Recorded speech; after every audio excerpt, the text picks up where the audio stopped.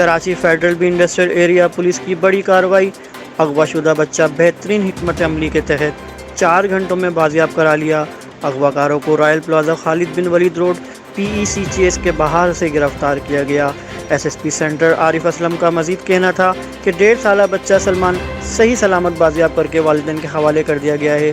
جی ہاں، مزید ان کا کہنا تھا اغوا کار عمر اور دلشاد کو گرفتار کر کے تفتیش کے لیے وائلنٹ کرائم سیل منتقل کر دیا گیا ہے۔ اسلام آباد سے اہم خبر، SECP کے جوائنٹ ڈائریکٹر ساجد گوندل کل سے لاپتہ۔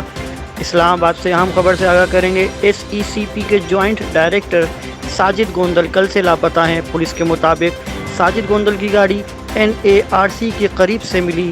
گھر والوں سے تفصیلات طلب کی جا رہی ہیں، ایسا کہنا ہے پولیس کا۔ اور چونیا کے اسسٹنٹ کمشنر عدنان بدر کی قبضہ مافیا کے خلاف کارروائیاں جاری۔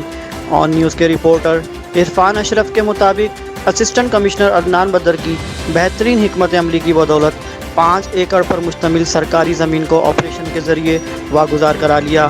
تفصیلات کے مطابق زمین کی کل مالیت 10 ملین بتائی جاتی ہے۔